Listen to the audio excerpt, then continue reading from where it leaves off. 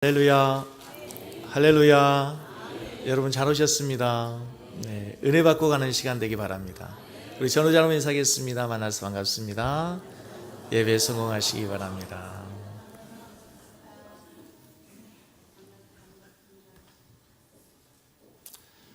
한번 따라서 하겠습니다. 내가 살면 우리 가족이 살고, 우리 가족이 살면 교회가 살고, 교회가 살면 어디가 살까요? 송산이 삽니다. 할렐루야. 그렇게 되기를 바랍니다. 여러분의 영혼이 살아야 됩니다. 저는 우리 교회가 살리는 교회 되기를 원해요. 죽은 영혼 살고, 시험 들어있던 영혼 살고, 주님 앞에서 신실하게 살고 있는 영혼이 더 충만하게, 더 풍성하게 살아나는 역사 있길 바랍니다. 특별히 오늘 저녁부터 이제 부흥성회가 있습니다. 우리 손현부 목사님은 정말 하나님이 기적과 같이 사용하는 종입니다. 정말 말씀을 들어보면 아시겠지만 아무튼 독특한 하나님의 역사예요. 절에서 신학교를 다녔으니까 기대가 되지 않으세요? 네. 그리고 정말 그 불모지 같은 시골에서 어디서 그렇게 성도들이 모여드니 전도에서 5천 명이 모이는 교회를, 대교회를 이루기까지는 분명히 하나님의 이야기가 있겠죠. 아멘? 네. 그래서 오늘 저녁에 나오셔서 우리가 다 말씀을 은혜 받고 또 여러분의 신앙에도 정말 새로운 하나님의 축복이 임할 수 있는 그런 은혜가 있기를 바랍니다. 자, 전우자 여러분 인사하겠습니다. 은혜 받아야 삽니다. 네. 자, 오늘 말씀을 가지고 영적 권세를 회복하라, 이런 제목하에 말씀을 묵상하겠습니다. 여러분, 우리의 신앙의 롤 모델이 있습니다. 예수님입니다. 여러분, 우리가 예수님처럼 사는 것이 최고의 목표입니다. 아멘. 예수님처럼 생각하고, 예수님처럼 생각하고, 센스가 있으시네. 예수님처럼 생각하고, 예수님처럼 행동하고, 예수님처럼 사역하고, 예수님처럼 사는 거예요. 그게 우리 신앙인들 최고의 목표예요, 여러분. 오늘 본문의 말씀에 나오는 예수님의 모습은 대단한 권세와 능력이 있는 사역자의 모습이에요. 그러니까 예수님의 사역은 그동안에 있었던 그 누구보다도 다른 엄청난 영적인 권세를 갖고 계시는 메시아의 사역이었다고 하는 것이에요. 예수님께서 어느 날 안식일에 21절에 보면 가버나움이라는 곳에서 회당에서 하나님의 말씀을 가르치기 시작합니다. 그런데 그 말씀을 듣는 수많은 사람들이 그분의 가르치심이 놀라고 엄청난 큰 은혜를 받으신 거예요. 그래서 오늘 본문 말씀에 보면은 반복해서 강조되는 단어 하나가 있는데 1장 22절에 보시면 무사람이 그의 교훈에 논란이 있는 그가 가르치시는 것이 뭐 있는 것 같고? 권위 있는 자와 같고. 옛날에는 권세 있다고 그랬는데 권위 있는 자와 같고. 27절에도 맨 마지막에 보면은 이는 어찌미냐 권위 있는 새 교훈이로다. 뭐가 있어요? 권위 있는 새 교훈이다. 예수님의 가르치심이 그동안의 서기관들과 바리새인들과 같지 않고 권위 있는 자와 같았어요. 권세 있는 자와 같았단 말이에요. 권능이 있는 사역이었단 말이에요. 여러분, 세상에는 여러 가지 많은 종류의 힘이 있습니다. 파워가 있어요. 첫째는 정치적인 파워죠. 미국의 파워가 얼마나 대단합니까, 여러분? 그렇죠? 미국의 파워가 우리 한반도에도 엄청나게 미치고 있는 거 아시죠? 중동에도 미치고 있어요. 이 정치적인 파워가 얼마나 대단합니까? 뿐만 아니라 경제적인 힘이 있죠. 중국을 왜 그렇게 모든 나라가 무서워합니까? 엄청난 경제 대국이 된 거 아닙니까? 군사력이 있습니다. 뿐만 아니고 지식의 힘도 있습니다. 아는 것이 뭡니까? 힘입니다. 아는 것이 힘이에요. 많이 안 사람 앞에는 못 당해내는 거죠. 바르게 안 사람에게는 못 당하는 거예요. 아는 것이 힘입니다. 실제적으로 육체적인 힘도 있어요.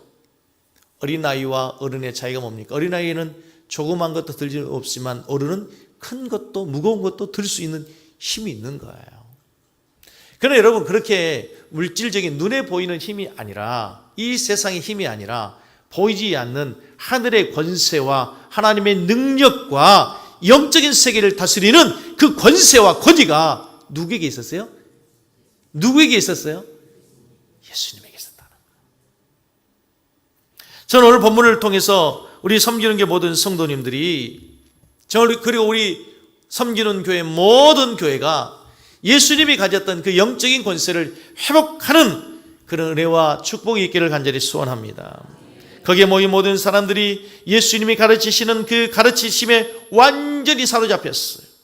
그동안에 들어보지 못한 신비로운 말씀, 새로운 말씀, 하나님의 능력과 권세가 있던 말씀이었단 말이에요. 예수님의 가르치시는 그 권세는 로마의 정치인들이 갖고 있었던 그런 권세가 아니었습니다.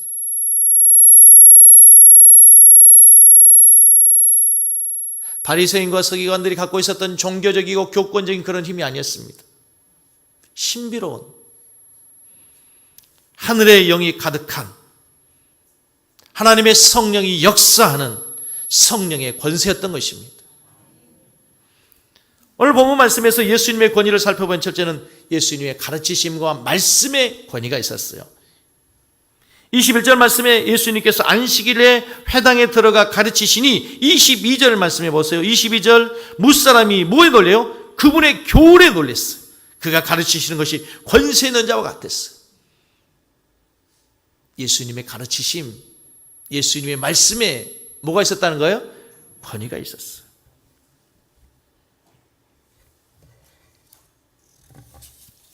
예수님께는 남다른 말씀의 권위가 있을 수밖에 없는 이유가 있죠. 그분이 말씀 자체이시니까. 그렇죠? 그분이 하나님 아들이시니까. 그분이 전한 그 말씀에는 사람이 가질 수 없는 권세가 있게 되었어요. 조금 더 내려야 될 것 같아요. 울리는 것 같아요. 예수님께서는 그동안에 선지자들이 알 수 없는 하늘의 비밀을 알고 계셔 새로운 교훈을 가르치셨잖아요. 그래서 그분의 말씀에는 권세와 힘이 있었어요. 그분 자체가 말씀이시기 때문에 풍랑을 잔잔케 할 수 있는 능력도 있었고, 죽은 나사로 앞에 나사로야 나오라 할 때 죽은 자가 살아나는 역사도 있게 되었어요. 중요한 것은 도대체 예수님께는 그럼 어떻게 해서 이런 권세와 능력이 있었느냐는 거예요. 물론 그분이 하나님 아들이기 때문에 그분 스스로에게 능력과 권세가 있어요. 그러나 성경에서 놀라운 하나의 비밀이 있어요. 예수님께서 여러분 세례요한에게 세례를 받을 때 하늘로부터 뭐가 왔어요? 성령이 임했어요. 뿐만 아니고 예수님께서 마태복음에 지난주 우리가 살폈던 것처럼 광야에서 시험을 받으러 가실 때 누구에게 이끌려 가세요? 성령에게 이끌려 가시는 거예요. 다시 말해 예수님의 그 말씀과 가르치심과 사역에는 누가 동행하는 거예요? 성령님이 동행하시죠. 그렇습니다, 여러분. 그렇습니다, 여러분. 예수님의 그 말씀과 가르치심의 권세와 능력이 있었던 이유는 바로 성령이 역사하셨기 때문인 줄로 믿습니다. 사랑하는 성도 여러분, 우리의 기도의 제목이 있습니다, 여러분. 우리가 함께 기도해야 될 제목이 있습니다. 우리는 하나님 앞에 간절히 간구하는 것들이 뭡니까? 눈에 보이는 어떤 것을 위해서 주님 문제 해결해 주십시오. 자식, 남편, 직장, 사업, 하나님 나의 질병을 주님 치료하여 주십시오 라고 하는 기도가 대부분입니다. 물론 기도가 필요하죠. 기도하십시오. 그러나 오늘 본문을 보면서 우리가 교회가 함께 기도해야 될 중요한 기도의 제목이 있습니다. 주여, 우리에게 이런 권세와 능력, 영적인 권세가 회복되게 하여 주시옵소서. 저는 말씀을 준비하다 이런 간절한 소망이 생겼습니다. 하나님, 이 시대의 모든 교회의 목회자들에게, 말씀의 종들에게 하나님께서 부어주시는 영적인 권세가 회복되게 하여 주시옵소서. 하나님이 시대의 모든 말씀의 종들에게 위로부터 부어지는 성령의 권세가 회복되게 하여 주시옵소서. 여러분 기도해 주십시오. 우리 섬기는 교회 이 강단에 그 말씀의 권세가 임할 수 있도록, 여기 와서 말씀을 듣는 성도들이 가슴을 통회하고 자복하고 회개하며 하나님의 말씀에 찔림을 받고 변화되는 능력의 말씀이 되게 하여 주시옵소서. 얼마나 거룩한 기도입니까? 이 강단이 세상의 그 어떤 강단보다도 소중하고 귀하고 거룩한 것은 이곳에서 하나님의 능력의 말씀이 선포되기 때문인 것입니다.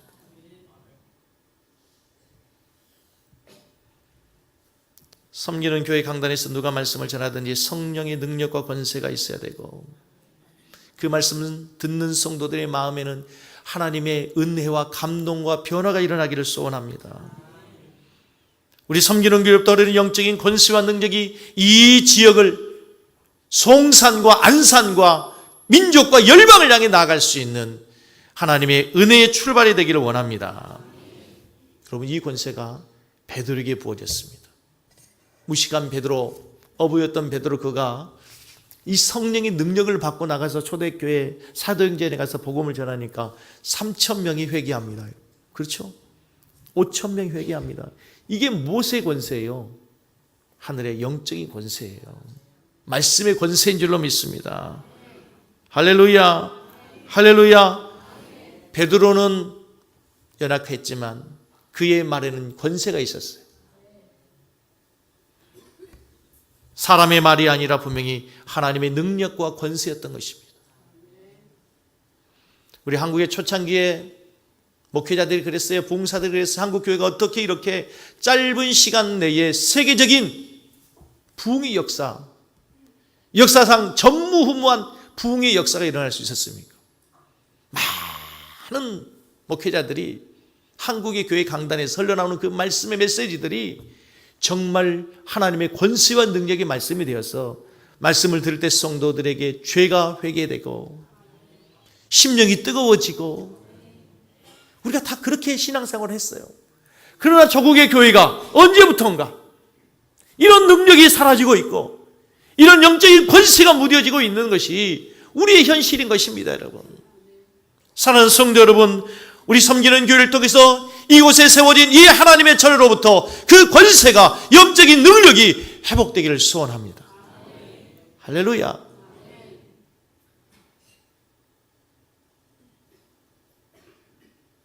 이 권세는 목사 한 사람의 기도로 가능한 것이 아니고요, 여러분. 영적인 분위기가 그렇게 돼야 됩니다. 그래서 여러분, 찬송할 때도, 우리 기도할 때도요, 이 영적인 권세를 사모하면서, 이 영적인 권세를 누리면서 예배해야 돼요.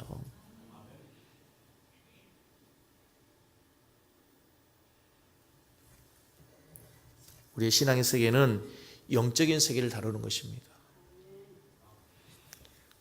우리의 신앙의 세계가 어려운 이유는 보이지 않는 세계, 보이지 않는 영적인 존재와의 싸움이 있기 때문에 그래요. 여러분 보십시오.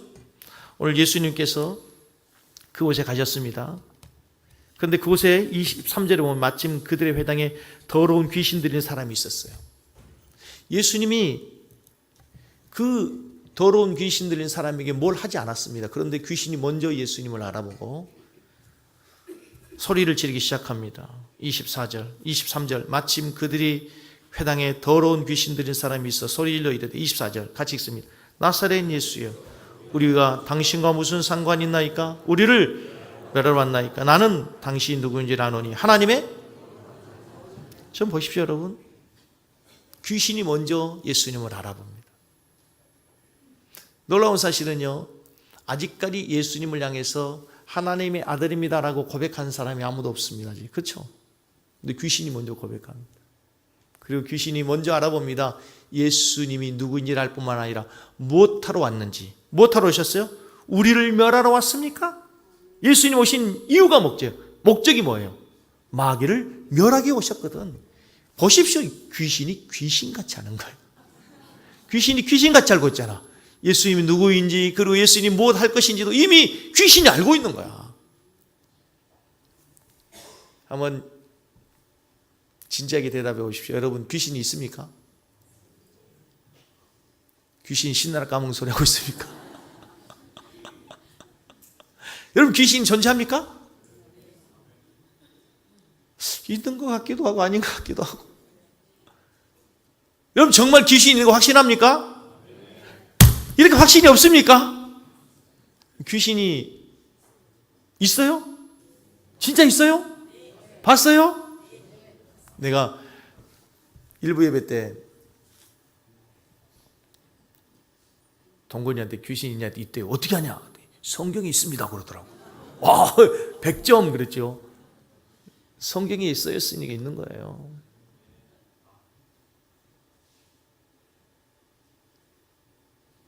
귀신은 분명히 존재합니다, 여러분. 하나님이 존재한 것처럼. 그런데 재미있는 사실 가운데 하나는요, 성경에서 귀신을 표현할 때 꼭 앞에 붙은 하나의 수식어가 있어요. 더러운 귀신아 있게 되어 있어요. 깨끗한 귀신아 있어요?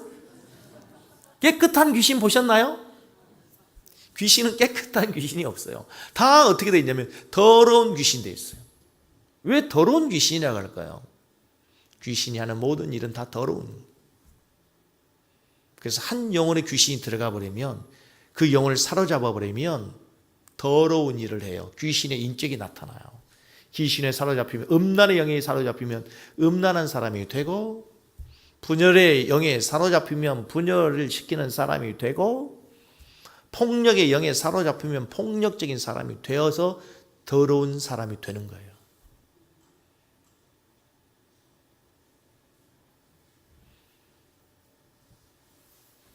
그런데 여러분, 오늘날 많은 사람들에게 사단이 쓰는 전략 가운데 하나가 뭔가 하면 귀신의 존재를 아예 무시하고 살게 하는 거예요. 여러분, 간첩이 제일 활동하기 좋은 나라가 어떤 나라일까요? 간첩에 대해서 아예 무관심하고 간첩의 존재를 인정하지 않는 그런 나라, 그런 사회, 간첩이 제일 활동하기 좋죠. 요즘에 사단의 전략이 뭐냐면요, 이 귀신이라고 하는 존재 자체, 영적인 존재 자체를 아예 인식하지 못하도록 하는 거. 아이고, 요즘에 우주선을 타고 인공위성을 쏘아 올려서 우주로 왔다 갔다 하는 시대에 목사님 무슨 귀신 이야기입니까? 요즘에 귀신 이야기 하면요, 진짜 인기 없는 목사입니다. 인기 없는 설교입니다. 그렇죠? 귀신 설교 들어보셨나요? 저도 오래간만에 귀신 이야기합니다. 성경에 나오니까. 마치 귀신 이야기하면 잘못된 이단처럼 베레아나 귀신 얘기하는 것처럼 생각하고 있는데, 근데 여러분 그렇잖아요. 복음서를 자세히 보십시오. 여러분, 예수님이 하셨던 사역, 4대 사역 가운데 하나가 축사하시는 거예요. 귀신을 쫓아내는 일들이에요. 복음서를 보십시오. 귀신과의 싸움이 얼마나 많습니까? 귀신을 쫓아내는 이야기 얼마나 많습니까? 사단의 고도의 전략 가운데 하나가 뭐냐면 귀신의 존재를 아예 인정하지 않는 거예요. 영의 세계가 얼마나 무서운 줄 아십니까, 여러분? 귀신을 너무 두려워해서 모든 게 귀신 베레아처럼 해도 문제지만 귀신의 존재 아예 무시하고 살아가는 것도 귀신에 사로잡혀 살아가는 거예요. 귀신의 전략 가운데 하나라는 거예요. 그리고 특별히 오늘날 많은 사람들이 귀신의 존재를 너무 쉽게 생각해요. 귀신이 정말 영물이지 않나. 우리가 생각하는 것보다 훨씬 더.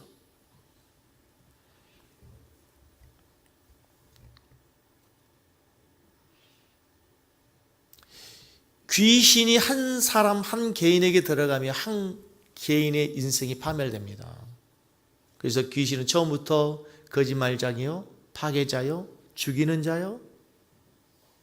그 귀신의 영이 한 가정에 역사하면 가정이 파괴됩니다. 그 귀신이 한 교회에 역사하기 시작하면 교회가 파멸하기 시작하는 거예요. 사랑하는 성도는 우리가 속으면 안 됩니다. 첫째는 귀신이 없다는 말에 속으면 안 되고요. 귀신의 존재를 무시하는 이 과학의 시대에 성경은 분명히 얘기합니다. 창조 시에서부터 구약 시대에도 있었고 예수님 활동하시던 성경 시대에도 있었고 오늘날 지금도 귀신이 역사하는 줄로 믿습니다. 근데 귀신에 대한 잘못된 선입견이 어디서 나왔냐면요, 여러분 귀신이 나면 어떻게 생겼습니까?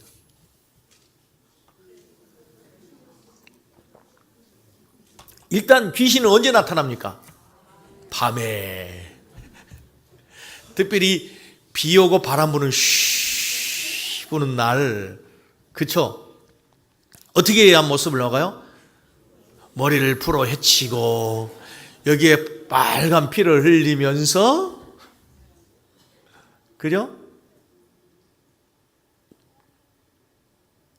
하얀 소복을 입고 이게 어디서 나오는 거예요? 전설의 고향에서 나오는 거예요. 이게 아주 잘못된 귀신에 대한 선입견입니다. 여러분 귀신이 바보입니까? 그렇게 나오게? 귀신처럼 나옵니까?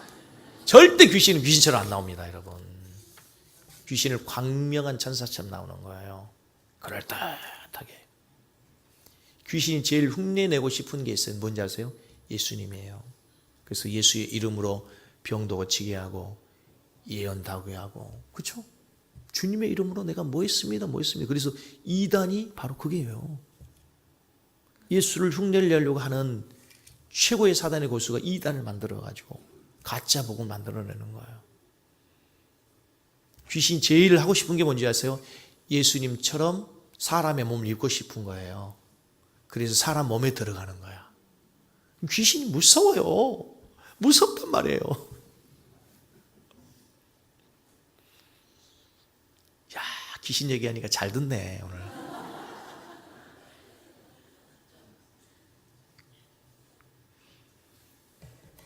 근데 여러분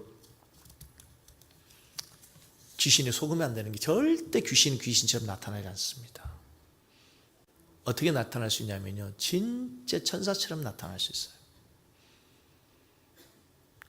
자, 이 귀신을 향해서 오늘 보면 예수님이 뭐라고 말씀하시나 보십시다. 25절. 자, 이제부터 설교 핵심이 가는 거예요. 25절. 예수께서 꾸짖어 이르시되 잠잠하고 그 사람에게서 나오라. 예수님이 명령하시는 거예요. 따라서 하겠습니다. 더러운 귀신아, 내가 명하노니 나오너라. 더러운 귀신아, 예수 이름 명한다. 물러가라. 내 생각에서, 내 가정에서, 내 삶에서 물러날지어다. 제가 설교하다가 하나님께 설교 준비하다 진짜 회개했습니다. 하나님, 이걸 가르쳐야 되는데 내가 이 영적인 능력을 사용하는 법을 가르치지 않았습니다. 예수님께서 귀신을 향해 명령하죠. 그 귀신이 잠잠하고 나오게 됩니다. 근데 여러분 귀신 쫓는 거 보셨어요? 저는 많이 봤어요. 귀신이 어떻게 쫓아요? 안찰이라고 하고 막 때리더라고. 여러분 성경 어디에 귀신을 때려가지고 귀신이 나간다는 얘기가 있습니까? 예수 이름 명하는 거죠. 명하는 거지. 어디 때려가지고 어디 있는 또 누구를 막 눈으로 들어왔다가 눈을 누르더라고 막. 보셨어요? 다 가짜예요. 그런 거는 예수 이름 명령하는 거지요. 어디 눈을 누르고 뭐 때리고 뭐 안찰하고 그런 거 없어요. 안수가 있지 무슨 안찰이 어디 있어요.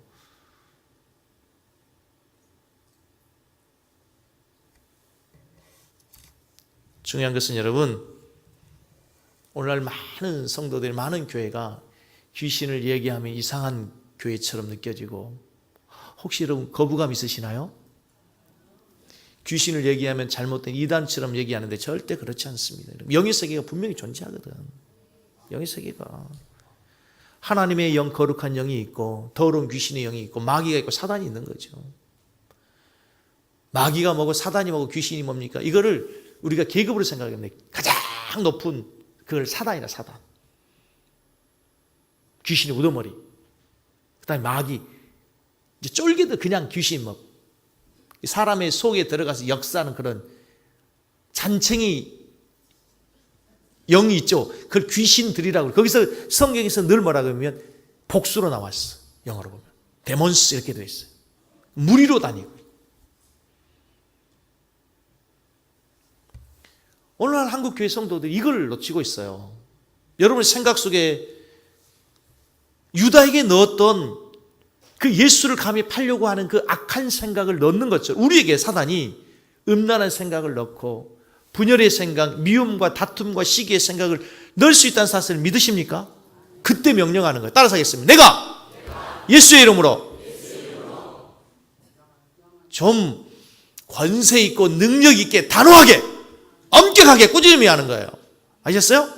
내가 예수 이름으로 명하노니 더러운 귀신아 물러가라.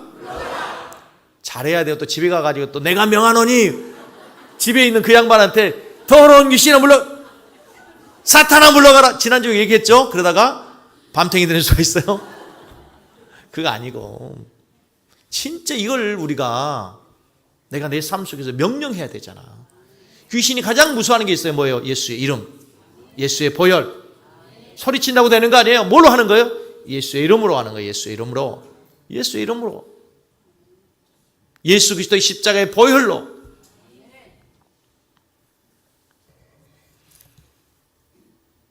이 권위를 우리가 회복해야 돼요. 영적인 권세를 회복해야 된단 말이에요. 놀라운 사실은요, 예수님께서 누가복음 10장 19절 말씀에 우리에게 이렇게 말씀하세요. 내가 너희에게 뱀과 전갈을 밟으며 원수의 모든 능력을 제할 뭘 주셨어요? 권능을 주셨으니 너희를 결코 해할 자가 없으리라. 이 말씀이 누구냐면 전도인들을 파송할 때 주시는 말씀이에요. 그래서 지금도 가장 강력한 영적인 권세와 능력이 나타나는 현장이 있어요. 선교 현장이에요. 선교 현장. 복음을 전하는 선교 현장이에요. 주님께서 우리에게 주신 이 권세를 주신 이유와 목적은 뭐냐면 복음을 더 효과적으로 전달하기 위해서.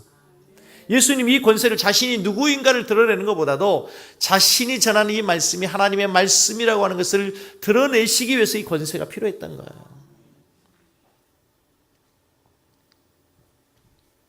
여러분 지금도 예수 믿는 사람에게 귀신을 제어할 수 있는 권세와 능력이 있음을 믿으십니까? 신학에는 두 종류의 신학이 있습니다. 오늘 이 말씀처럼 뱀과 전갈을 밟으며 원수의 모든 능력을 제어하고 초대교회 사도들에게 나타났던 그 놀라운 영적인 권세와 능력이 지금도 존재한다라고 믿는 사람, 아니다 그것은 초대교회 사도들에게로 끝났다라고 믿는 사람, 어떤 게 맞을까요? 믿음대로 되는 거예요. 그것이 지금도 있다고 믿는 사람에게는 능력이 나타나지만 이미 끝났다고 생각하는 사람에게 하나님이 그걸 어떻게 나타날 수 있겠어요? 우리 윤장로님이랑 인도 사역 갔을 때 그때 오리사라고 하는 지역을 갔어요. 캘커타에서 내려가지고 한 6시간 정도 차를 타고 쭉 가가지고 그 오지에 가니까요. 사람들이 엄청 많이 몰려있는 거예요. 우리 교회가 지은 그 교회 예배당에. 예배를 드리고 이제 뭐 안수하기 위해서 기도하기 위해서 있는데요. 나 깜짝 놀랐잖아요. 기도하고 일어났더니 갑자기 눈을 뜨더니 사람이 다 쓰러져 있는 거야. 내가 깜짝 놀랐다니까. 내가 쓰러질 뻔했다니까. 그런 능력이 여기서 나타나면 얼마나 좋겠어요, 여러분. 그죠? 여기서 나타나면 얼마나 좋겠냔 말이야. 그러면 내일, 다음 주부터 당장 여기가 미어 터질 텐데 말이에요. 그죠? 복음을 전하기 위해서. 그때의 김종수나 지금의 김종수가 똑같은데 하나님께서 그 복음의 현장에 사용하시는 거예요. 지금도 여러분 생각나시죠? 제가 그때 갔다 와서 여러분 그 한번 소개했던 편지. 그때 어떤 여자아이가 피부병이 걸려가지고 여기저기 막 애를 썼는데도 백약이 무효야. 기도했어요. 근데 그 아이가 깨끗이 나았다는 거 아니야. 깨끗이 나았다는 거 아니에요. 그럼 우리나라는 옛날에 초창기에 60년대, 70년대 여의도 순복음교회가 막 그런 일들로 수없이 있었잖아요. 근데 요즘에는 왜 이런 역사가 없는 거예요, 그러면? 우리 마음이 강팍해진 거지. 우리의 마음에 간절함이 없는 거지. 피부병 정도는 병원 가면 다 나으니까. 옛날 우리에게 돈 없으면 등록금 없으면 어떻게 했습니까? 주님, 주시옵소서. 주님, 주시옵소서. 줄 때까지 매달렸잖아. 그죠? 손 한번 갖다 놓고 다 교회에다 손 한번 하나씩 갖다 놔야 돼. 그거 자꾸 우리가 기도했던 사람들이에요. 역사가 나타났잖아. 요즘에는 어디 갑니까? 요즘 어디 갑니까? 러시안 캐시 가잖아. 오케이 저축은행 가잖아. 에? 등록금을 위해서 걱정할 필요가 없어. 왜? 다 대출해 주니까.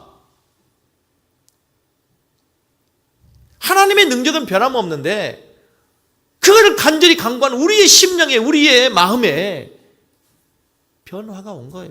변질이 온 거예요. 간절함이 없는 거죠. 하나님께 기도하지 않아도 엄마한테 얘기하면 다 해주는데 뭐.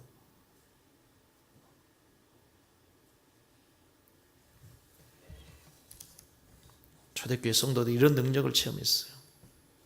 베드로가 성전 미문에 앉아있는 그 안진뱅이를 향해서 명령하지 않습니까? 내게 은과 금을 얻거니와 내게 있는 것을 이루죠. 다스는 예수 이름으로 일어나 걸어라. 교회가 이걸 줘야 돼. 세상을 향해서 은과 금이 아니라 뭘 줘요? 예수의 이름의 권세를 줘야 돼.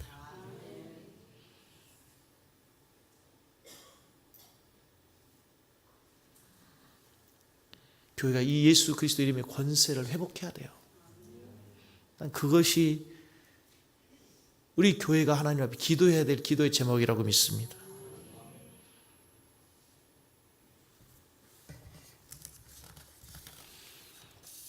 예수님께서 어느 날 말씀하셨어요. 너희가 장차 내가 한 일을 할 것이요 너희도 할 것이요 나보다 더 큰 일을 행할 것이다.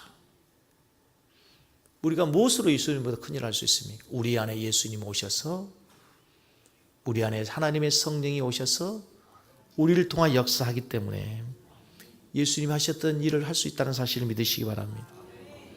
제가 참 좋아하는 성경 구절 아시죠? 사도행전 5장 29절로 30절 말씀. 주여 이제도 그들의 위협함을 하감하옵시고 또 종들 하여금 담대히 하나님 말씀을 전하게 하여 주시오며 손을 내밀어 병을 낫게 하옵시고 표적과 기사가 거룩한 종 예수의 이름으로 이루어지게 해주십시오. 이 기도가 어디에 나오냐면 초대교회 사도들이 핍박을 받아요. 엄청난 핍박 속에서 죽음의 이호 앞에서 하나님 이 핍박을 면하게 해주십시오. 이렇게 기도하잖아. 여호와 이제도 저희 위협함을 하감하옵시고 어려운 가운데서 종들을 담대히 하나님의 말씀을 전하게 해주시며 이 하나님의 말씀이 말씀으로 증거될 수 있도록 손을 내밀어 병을 낫게 하시고 거룩한 종 예수의 이름으로 이 모든 일들이 이루어지게 하여 주시옵소서. 야, 멋있는 기도잖아요. 그죠?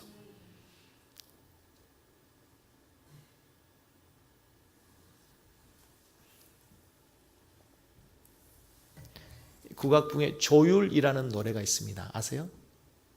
조율이라는 노래. 잠자는 하늘님이여 이제 그만 일어나요. 그 옛날 하늘빛처럼 조율 한번 해주세요. 더 해요? 알고 있지 꽃들은 따뜻한 5월이면 꽃을 피워야 한다는 것을, 알고 있지 철새들은 가을 하늘 때가 되면 날아가야 한다는 것을. 문제 무엇인가? 가는 곳 모르면서 그저 달리고만 있었던 거야. 지고지순했던 우리네 마음이 언제부터 진실을 외면해 왔었는지. 잠자는 그대여, 잠자는 하늘님이여 이제 그만 일어나요. 그 옛날 하늘빛처럼 조율 한번 해주세요. 조율이 뭔지 아시죠? 피아노 지난주에 조율했어요. 조율. 원래 음으로 원래의 자리로 회복시키는 거예요. 잠자는 하늘님이여. 하늘님, 이 단어는 전통적인 옛날 우리나라의 어르신들이 하나님을 표현하는 단어예요. 하늘님이여 이제 그만 일어나서 그 옛날 하늘빛처럼 태초에 하나님이 만드셨던 그 세상처럼 태초의 모습으로 조율 한번 해주세요. 하나님, 세상의 모든 것은 자연의 이치에 따라서 5월이 되면 꽃이 피고 가을이 되면 철새들이 돌아가는데 하나님의 형상대로 지음받은 인생만큼은 왜 이렇게 어지럽혀져 있는지. 여기에는 기독교적인 용어도 표현도 아니지만 내용만큼은 너무 기독교적이에요. 너무 복음적이에요. 세상의 모든 자연들은 다 때를 따라서 다 잘들 돌아가고 있는데 하나님의 형상대로 지음받은 인생은 길도 잃고 때도 잃고 마치 고장난 악기처럼 제소리를 내지 못하고 삑삑 빽빽 고장난 소리를 내고 있는 거예요. 하나님 그 옛날 태초에 하나님이 그 만드셨던 모습대로 조율 한번 해주세요. 하나님 조율 한번 해주세요. 사람들이 예전보다 훨씬 잘 먹고 잘 살지 않습니까? 그런데 행복해진 건 아닌 것 같더라고요. 얼마나 우리의 삶이 편안해졌습니까? 그런데 사람들의 삶은 더 사나워지고 바빠지고 피곤해져 있습니다. 문제인 거 아닙니까? 자, 거기에서 중요한 얘기. 왜 그럼 무엇이 문제인가? 나 깜짝 놀랐어요. 이 가사를 쓴 사람이 누군지는 알 수 없어요. 어떤 사람인지는 몰라. 그런데 그분 이런 얘기예요. 무엇이 문제였을까? 가는 곳 모르면서 그저 달리고만 있었던 거야.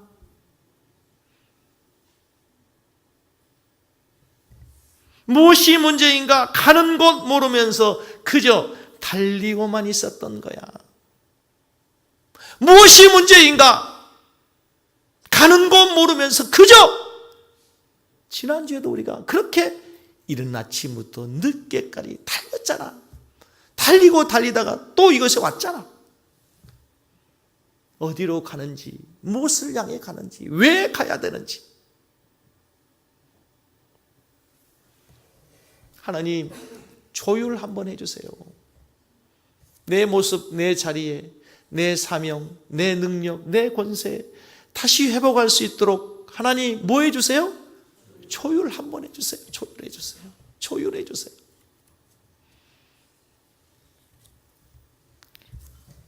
그렇다면 왜 조율이 필요할까요? 음이 왜 틀어진가요? 세 가지입니다. 첫째는요, 열을 받으면 줄이 늘어나죠. 저음이 나요. 우리가 욕심으로, 과욕으로 우리의 음이 뒤틀릴 수가 있어요. 온도가 내려가면 팽창해서 고음이 나요. 우리가 인생이 싸늘해지고 추워지면, 시험 들면, 고난 당하면 우리 음들을 잃어버리기 쉬워요. 온도는 변함없는데 그냥 세월의 시간이 많이 지나다 보면 세상에 풍파가 없어도 그냥 저절로 음이 풀려지게 되어 있어요. 우리의 신앙이, 우리의 삶이 그래요.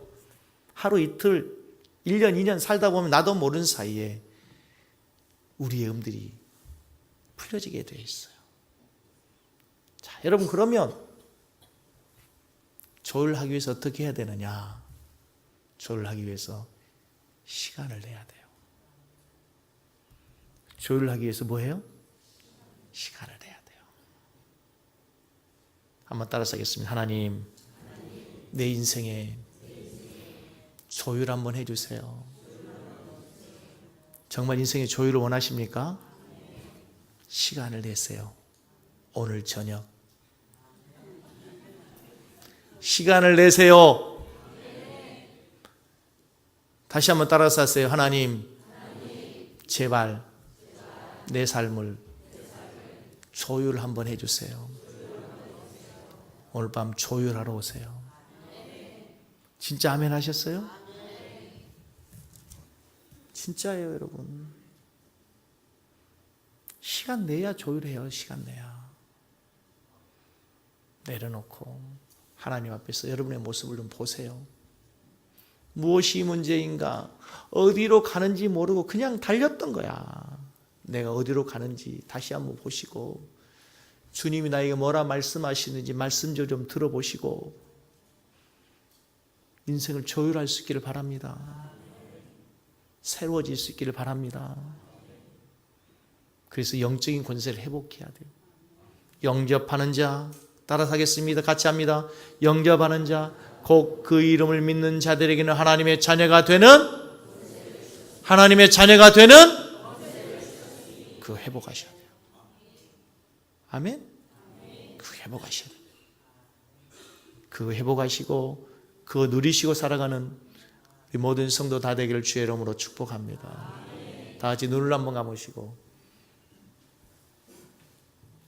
소리 내지 않고 조용히 기도해도 좋습니다. 소리 내어 기도해도 좋습니다. 하나님께 한번 기도하십시다. 하나님, 영적인 권세, 잃어버린 권세 회복하게 해주십시오. 내 인생 조율 한번 하게 해주십시오. 통성으로 기도하겠습니다. 하나님 아버지, 정말 잃어버린 주의 종의 권세, 말씀의 권세, 기도의 권세를 회복할 수 있도록 하나님 도와주시옵소서. 하나님, 다시 한번 내 삶의 조율 한번 해주십시오. 내 인생 다시 한번 주님을 향해서 바르게 조율을 낼 수 있도록 주님 은혜를 더하여 주시옵소서. 내 삶의 거룩한 하나님의 능력이 회복될 수 있도록 주여 역사하시고 우리 교회 가운데도 주님 조율하여 주시옵소서. 예수님 이름으로 기도하옵나이다. 아멘. 자, 오늘 특송하시면서 하나님께 준비한 예물을 드리도록 하겠습니다.